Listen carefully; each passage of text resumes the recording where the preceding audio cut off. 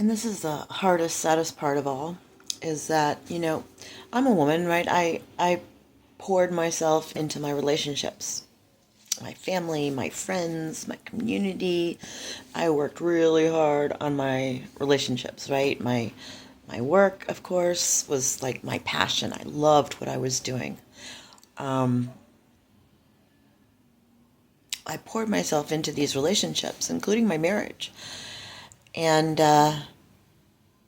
then when I was in Camden, I just wasn't allowed to say anything about what was really happening to me, but I was begging people to come visit me, my sister, my mom, please come, maybe they would see, but no one came.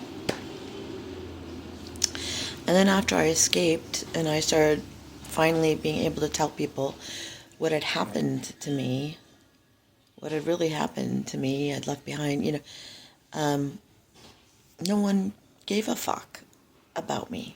They just abandoned me, my family, my friends, and I didn't do anything to deserve that. I was a horrific victim. I don't know. They didn't seem to believe me, even though I have a lot of credibility. I've never really lied before in my life, certainly not about something as horrific as this. And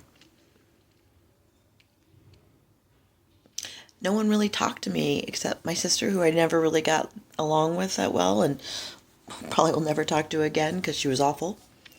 Um, just making up shit, like lying, actually lying and smearing me with just made up stuff and pushing people away, I think. I don't know all that was going on, but I do know that for years now, I've just been,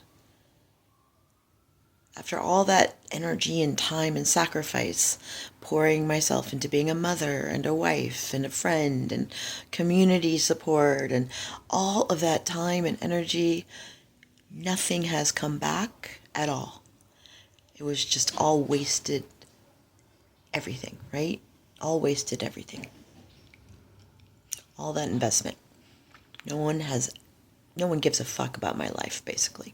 That's the only conclusion. I used to fantasize, because I'm a storyteller, I think, so the end of your life, right, is your funeral, right? That's the last sort of event to mark your life. So I think I, saw that as, I see, an story arc, right? And like funeral would be the last part of my life.